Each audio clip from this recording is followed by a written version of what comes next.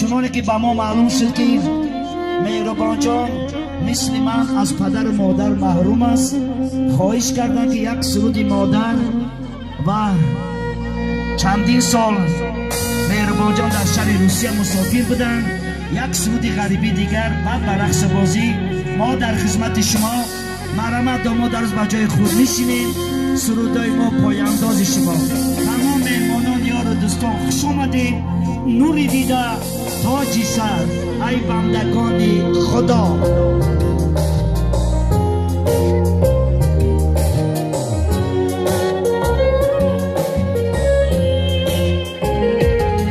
من آچه بگو نه